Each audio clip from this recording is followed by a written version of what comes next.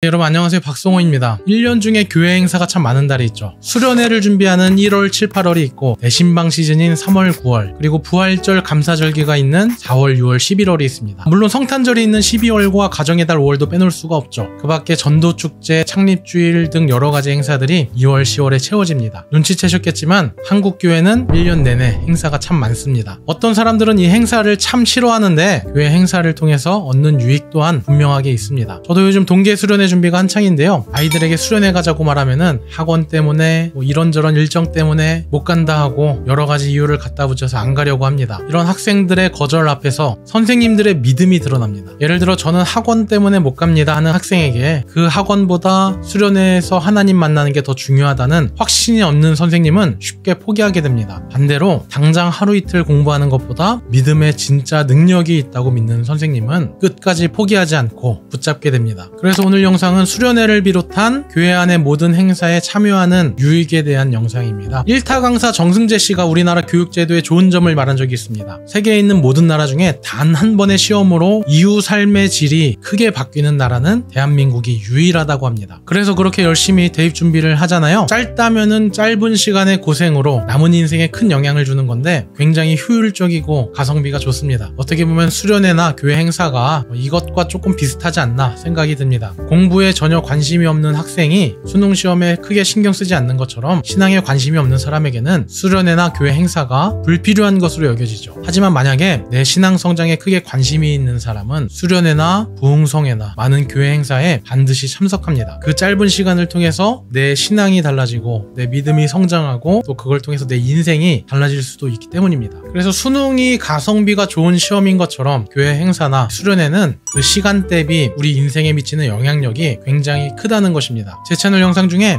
조회수가 가장 많이 나온 영상이 있거든요. 이 영상에서 말하길 성도가 교회에 소속되는 과정을 나무에 접붙이는 가지로 설명한 적이 있습니다. 그래서 교회에 완전히 뿌리를 내리기 전까지의 성도는 조금은 불안하죠. 작은 충격에도 쉽게 교회를 떠나게 되는 결속력이 조금 약한 상태입니다. 근데 제가 중고등부 학생들을 보면은 딱 이래요. 정말 소수 정예의 멤버 빼고는 바람 불면 당장이라도 떨어질 것 같은 마지막 잎새 같은 아이들이 많습니다. 어떻게 보면 교회에서 오랫동안 자랐지만은 아직은 믿음의 뿌리가 온전히 내려지지 않고 접붙임이 분명하게 붙지 않은 그런 가지 같습니다. 그러면 이 접붙임을 좀 더 꽉 붙이는 방법은 없을까요? 네, 있습니다. 이 접붙인다라는 말에 이 접자가 한자인데 이 한자의 뜻이 이을 접자입니다. 이 접자가 쓰인 한자어 중에 용접이라는 단어가 있거든요. 강한 열로 재료를 녹여서 단단하게 붙이는 것이 용접입니다. 우리가 수련회에 처음 가면은 굉장히 뻘쭘하잖아요. 모르는 사람들 앞에 서서 말도 해야 되고 게임도 해야 하고 어떤 경우에는 벌칙도 받고 망가지기도 하고 창피하기도 하고 그런데 그 뜨거운 뻘쭘함을 견디고 나면 소속감이 더 빨리 생깁니다. 그러면 자연스럽게 우리 신앙도 더 성장이 빠르게 이어지죠. 이게 바로 용접입니다. 그리고 또 다른 종류의 용접이 있습니다. 교회마다 새신자반 새가족부가 있잖아요. 경험해보신 분들은 아시겠지만 새가족부 봉사자들은 굉장히 적극적으로 다가옵니다. 그 부담감에 물론 떨어져 나가는 사람도 있지만은 그 뜨거운 관심을 견디는 사람은 그런 관심을 받지 않은 사람보다 교회에 더 빨리 적응하고 뿌리를 내립니다. 천천히 적응하는 과정이 접붙임이라면 이런 수련회 같은 행사나 다른 성도님들의 큰 관심과 사랑은 용접입니다. 서점에 가면 그런 책들이 있잖아요. 영문법 하룻밤에 끝내기, 하룻밤에 읽는 무슨 역사, 포토샵 프리미어, 시언어 한 권으로 정복하기 등등 많은 사람들이 이런 단기 속성을 좋아하는 것 같아요. 많은 것들을 단기 속성으로 끝내려고 하면서 왜 우리 신앙만은 그런 과정을 거부하는지 이런 행사나 수련회를 통해 짧은 시간에 성장하고 몸된 교회에 뿌리를 내리는데 큰 도움이 될 수 있고 기존에 있던 성도님들의 관심, 뜨거운 사랑이 그런 접붙임을 더욱 단단하게 만드는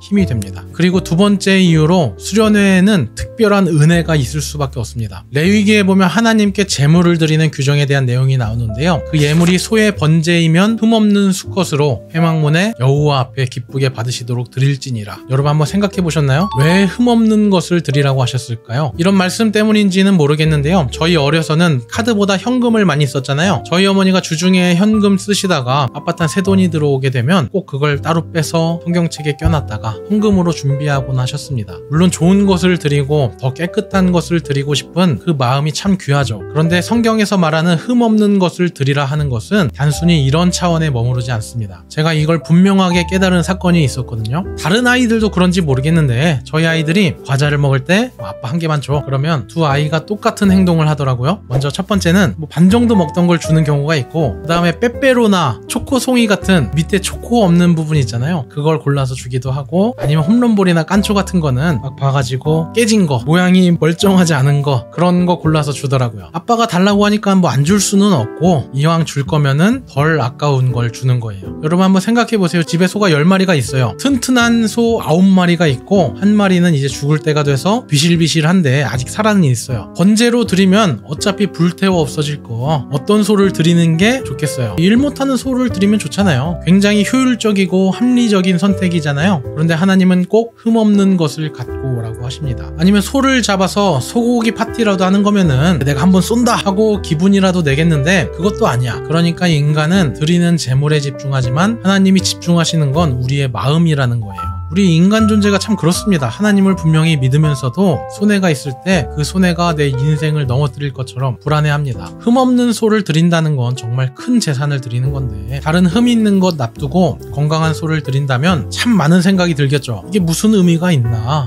이게 뭔가 잘못되고 있는 것 아닌가 하는 불안함이 들 수도 있죠. 하나님도 그 불안함을 아십니다. 역설적이게도 그래서 흠없는 것을 드리라 하시는 거예요. 우리 인생에 우리 힘으로 해결할 수 있는 불안함이 많겠어요? 아니면은 우리 힘으로는 어찌할 수 없는 불안감이 많겠어요? 하나님의 의도는 하나님께 온전한 마음을 드리고 하나님께 온전히 맡기는 믿음을 갖게 하시는 거예요. 제가 경험해보고 또 많은 분들의 사례를 보니까 온전한 믿음을 드리는 사람은 오히려 손해 가운데에서도 평안하고 자유함을 누립니다. 그리고 그 손해가 직접 직면해보면은 사실 내 인생을 송두리째 뽑을 정도의 손해도 아니야. 반대로 오히려 온전하게 드리지도 못하고 짜투리로 적당히 믿는 사람들은 그 두려움이 더 크게 다가옵니다. 마치 이런 것 같아요. 바닷가에서 놀 때 머리끝까지 푹 잠긴 사람은 자유를 누리면서 재밌게 노는데, 발만 담그다가 무릎까지 젖은 사람은 제대로 즐기지도 못하고 여기서 더 젖으면 어떡하나 그러고 걱정하고 있는 꼴이에요. 조금 정리해볼게요. 레위기 당시에는 의무사항이고 또 눈에 보이는 제물을 드리잖아요. 그러니까 그 기준이 절대적인 기준이었을 것 같아요. 딱 눈에 보이는 동물이 있고 동물이 흠이 있냐 없냐 딱 판단이 되고 구분이 되죠. 지금 우리가 사는 시대는 종교의 자유가 있고 눈에 보이는 생물을 드리는 게 아니기 때문에 눈에 보이는 것보다 좀 더 본질적이고 근본적인 것을 생각해 봐야 합니다. 그래서 오늘날 우리에게는 흠 없이 온전한 것을 드린다는 것이 상대적인 기준이 됩니다. 구약시대에는 소의 신체가 멀쩡한지 분명하게 확인할 수 있었다면, 그래서 그 기준이 절대적인 기준이 되었다면, 오늘 우리는 같은 모습으로 예배를 드려도 그 마음이 온전한 것을 드리는지 표면적인 것만을 봐서는 정확하게 알 수가 없다는 이야기입니다. 믿음이 전혀 없는 사람은 교회 나와주는 것만으로도 그 발걸음이 참 귀하죠. 사실 교회를 겸사겸사 다닐 수도 있습니다. 교회 다니면서 악기도 배우고 선물도 받고 밥도 먹고 사우나도 하고 겸사겸사 종교도 가지면서 부수적인 재미를 누릴 수도 있죠. 그걸 무조건 잘못됐다 할 수 없는 게, 그러다가 믿음이 자라기도 하니까 안 나오는 것보다는 100번 낫긴 합니다. 예수님도 그런 얘기 하셨잖아요. 과부의 2렙돈을 더 귀하게 여기신 것처럼 보여지는 것만을 보고 판단할 수가 없습니다. 그런데 우리가 믿음이 성장하는 시기에는 이 겸사겸사의 마인드를 경계해야 합니다. 겸사겸사의 마음이 강한 사람은 꼭 그것 때문에 실족하더라고요. 옆에 누구는 뭐 받았는데 나는 왜 안 주냐, 나도 이것저것 하고 싶은데 왜 나는 안 시켜주냐 하면서 혼자 상처받고, 그렇죠. 신앙이 성장하면서도 그러한 부수적인 것에 집중하면은 온전한 마음을 드리지 못하게 되는 것입니다. 온전한 마음을 드린다는 것이 뭐 어떻게 보면 추상적인 표현 같지만은 우리 삶에 가시적으로 확인할 수 있는 방법이 있습니다. 가장 기본적으로는 시간과 공간을 구별해서 예배를 드리는 겁니다. 아무리 신경을 쓰고 정성을 다한다 해도 집에서 온라인으로 예배 드리는 사람보다 교회에 나와서 예배 드리는 마음이 더 클 수밖에 없죠. 저는 그래서 사역할 때 전도상보다 개근상에 더 비중을 둬서 시상했습니다. 개근을 했다는 것은 일주일에 일정 시간을 따로 떼어서 하나님께 드렸다는 거잖아요. 교회 봉사 열심히 해도 그런 사람 정말 많습니다. 1년에 한두 번 정도 여행 때문에 빠질 수도 있는 거지. 그런데 그렇게 생각을 하는 거는 하나님께서는 건강한 소는 일단 키핑하고 여기서 조금 가치가 떨어지는 소 드릴 수도 있지, 이것도 귀한 건데 하는 것과 똑같은 거예요. 내가 정말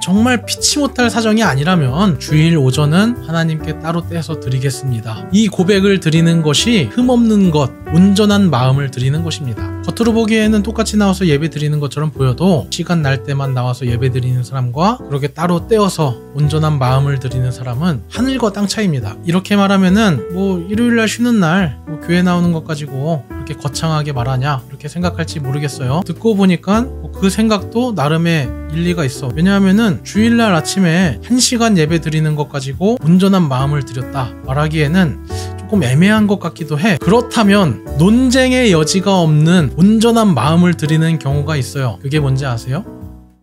수련회예요. 저희 학생 때는 뭐 그런 경우도 있었어요. 진짜 반강제로 막 멱살 잡혀가지고 막 수련회 끌려오는 경우도 있었는데, 요즘 그랬다가는 큰일 나죠. 저희 어렸을 때는 막 할 일 없다고 교회 나와서 노는 경우도 있었지만은 요즘 애들은 할 일 없다고 교회 나오는 애들은 없더라고요. 그러니까 수련회에 왔다는 것은 그 참석한 것 자체로 이미 시간과 공간을 온전하게 떼서 하나님께 드린 거예요. 그래서 저는 가급적이면은 수련회라고 하면 왔다 갔다 할 수 있는 환경에서 진행하지 않는 게 좋다 생각합니다. 그런 경우 있잖아요. 교회에서 진행하면서 중간에 학원 갔다 오고 저녁에만 선택적으로 참석하고 뭐 더 많은 아이들이 나올진 모르지만은 진짜 2박 3일을 온전하게 떼어서 하나님께 드리는 수련회랑은 질적으로 차이가 날 수밖에 없습니다. 그러니까 수련회에서는 특별한 은혜가 있을 수밖에 없는 거예요. 선생님들이 열심히 준비하는 것 인정합니다. 목사님도 특별하게 설교 준비하시는 거 알겠는데 우리의 인간된 노력이 더해져서 은혜가 되는 게 아니라 이미 하나님이 부으시는 은혜의 디폴트 값이 다르다는 거예요. 학생들도 너무 웃겨. 게임을 해도 경험치 2배 이벤트 이런 거는 안 놓치면서 은혜 2배 이벤트 수련회 이런 거 놓치면 되겠냐고. 사실 수련회 안 간다고 한 놈들이 이 영상을 볼 것 같진 않고, 혹시 선생님들이 이 영상 보신다면 맡으신 친구들 포기하지 않으시기를 부탁드리고 또 제가 중보기도 하겠습니다. 네, 수련회 얘기로 마무리가 됐지만은 뭐 사실 교회 행사도 마찬가지입니다. 교회가 할 일 없고 교회 예산 남아 돌아서 성도들 뺑뺑이 돌리는 게 아니라 그런 행사 가운데 교회의 결속력이 더욱 강해지고 또 온전한 시간과 온전한 마음을 떼서 정말 흠없는 마음을 하나님께 드릴 때 하나님이 더하시는 평안과 기쁨이